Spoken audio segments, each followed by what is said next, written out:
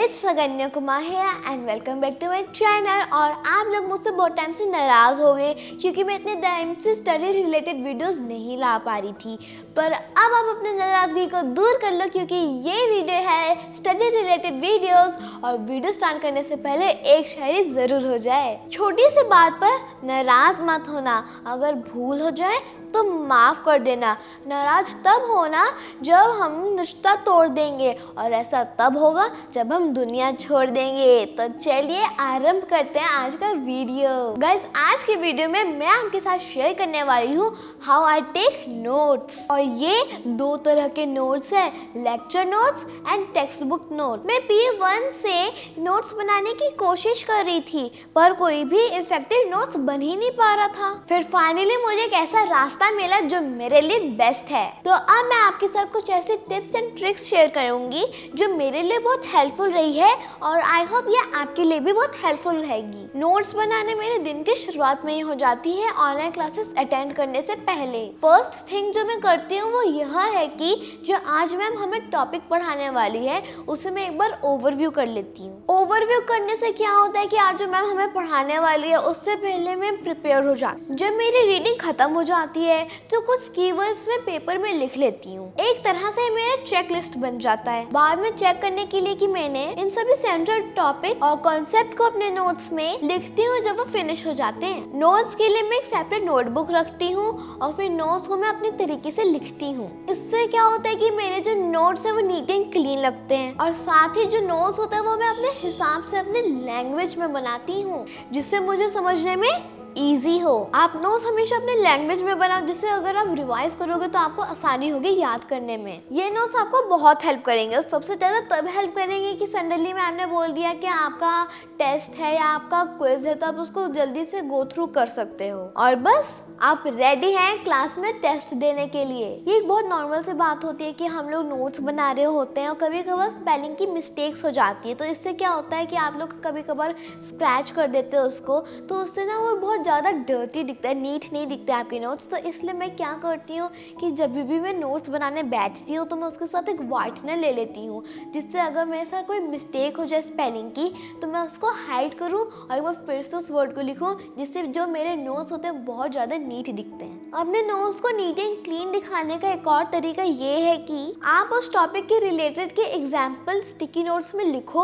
और उसे आप पेस्ट कर दो। मैं ईच कॉन्सेप्ट के लिए एक नया पैराग्राफ स्टार्ट करती हूँ और उस कॉन्सेप्ट से रिलेटेड एक्स्ट्रा इन्फॉर्मेशन जोड़ने के लिए बुलेट पॉइंट एक बॉक्स में लिखती हूँ। बुलेट पॉइंट में मैं कॉन्सेप्ट को थोड़ा शॉर्टकट में लिखती हूँ। जो शॉर्ट एग्जाम्पल्स जो करंट टॉपिक के रिलेटेड होते हैं ना उसे मैं लिख देती हूँ। बीचों बीच में बॉक्स बनाकर उसमें लिख देती हूँ जिससे अगर मैं उसे ढूंढूं तो आसानी से याद कर लूँ। मैं इस तरह के क्लाउड बॉक्स का भी इस्तेमाल करती हूँ किसी भी एडिशनल इंफॉर्मेशन को इंक्लूड करने के लिए। एक सिस्टम आपके नोट्स को ऑर्गेनाइज करने में हेल्प करता है और आप अपने नोट्स का लेआउट्स का पता लगाने में भी कम समय लगाते हैं। एक और चीज जो मैं कुछ समय से कर रही हूँ वो ये है कि इम्पोर्टेंट वर्ड्स को लिखने के लिए अलग अलग कलर की पेन्स को यूज करती हूँ। जब बाद में मैं अपने नोट्स को रिवीजन करने के लिए बैठती हूँ तो मैं आसानी से इम्पोर्टेंट पॉइंट्स को याद कर लेती हूँ जो पॉइंट्स मैंने कलरफुल पेन से लिखी थी। कलरफुल नोट्स पढ़ने से हमारा ब्रेन एक्टिव हो जाता है और याद करने में भी आसानी होती है। I also feel like pen बदलने के प्रोसेस में इन इम्पोर्टेंट वर्ड्स या इन इम्पोर्टेंट पॉइंट्स को लिखने में थोड़ा सा टाइम जरूर लग जाता है पर बाद में उसे याद करने में काफी हेल्प मिलती है। एक दूसरा टिप है कि टाइम सेव करने का। जब आप नोट्स बनाते हो तो कोशिश करो कि आप उसे एब्रीविएशन में लिखो। एब्रीविएशन में शॉर्टकट में लिखा करो जितना ज्यादा हो सके। मेक श्योर करें कि वो शॉर्टकट का क्या मीनिंग है जिससे आपको समझने में कंफ्यूजन ना हो। बाद में मेरे नोट्स को पढ़ते हुए मैंने ये पाया कि जो मेरे लिए लेक्चर के दौरान बहुत यूजफुल रही है वो ये है कि डायग्राम के लिए जगह बनाना। आप किसी भी टॉपिक को लिख रहे हो तो उसके नीचे उसी का रिलेटेड एक डायग्राम बना दो। टॉपिक को अच्छे से समझने में ना आसानी होती है। डायग्राम ड्रॉ करने के बाद उसमें थोड़ी सी डिटेल्स दे देती हूँ जिससे बाद में मैं इस चैप्टर को रिवाइज करूँ तो डीपली समझ सकूँ। उसके बाद मैं मॉर्निंग के बनाए हुए चेकलिस्ट को चेक करती हूँ कि मैंने अपने सारे सेंट्रल टॉपिक्स को कवर किए हैं या नहीं कवर किए हैं। अगर कुछ मिस हो जाता है तो बाद में मैं उसे अपने नोट्स में इंक्लूड कर देती हूँ और मैं एक मार्जिन छोड़ देती हूँ।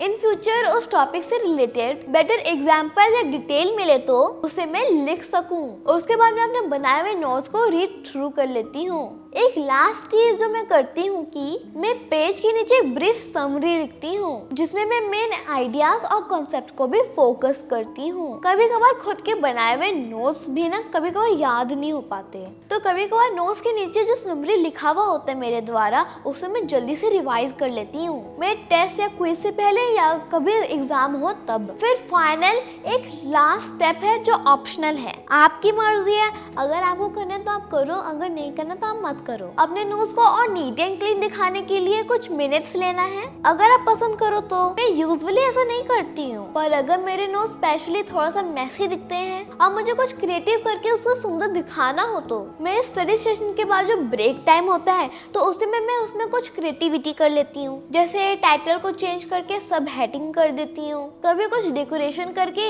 या कुछ चेंजेस कर देती हूँ जिससे मेरा नोट्स को ज्यादा अपीलिंग दिखे। ये बहुत ज्यादा इम्पोर्टेंट नहीं है, ये आपके चॉइस पर डिपेंड करता है कि आप उसको करना चाहते हो कि नहीं करना चाहते हो। अगर आप इस तरह से डेकोरेट करना जरूरी नहीं समझते हो तो आप बिल्कुल मत करो। और अगर आपको मेरे तरह नोट्स बनाना और डेकोरेशन करना बहुत पसंद है तो आप ये जरूर कर सकते हो। आई होप ये जो टेक्निक मैं यूज करती हूँ वो आपके लिए भी हेल्पफुल रहे। याद रखें, हर किसी के पास एक अलग अलग टेक्निक होती है जो उनके लिए काम करती है। अगर आपके पास कुछ ऐसी यूजफुल टिप्स हैं तो आप मेरे साथ जरूर शेयर कर सकते हो। आप इसके लिए क्या कर सकते हो, आप कम्युनिटी ऑप्शन में जाना मेरे, और जो मेरे लेटेस्ट पोस्ट की है कम्युनिटी, आप उसमें कमेंट करना कि आप किस टाइप से नोट्स बनाते हो। अगर आप डेकोरेशन करते हो तो किस टाइप से डेकोरेशन करते हो, या आपके नोट्स बनाने की क्या टेक्निक है। वो कहते हैं ना कि ज्ञान बांटने से ज्ञान बढ़ता है। अगर कोई और उसे पढ़ेगा तो उसको और ज्यादा आइडियाज मिल जाएंगे। एक लास्ट मोटिवेशनल लाइन आपके लिए, SUCCESS।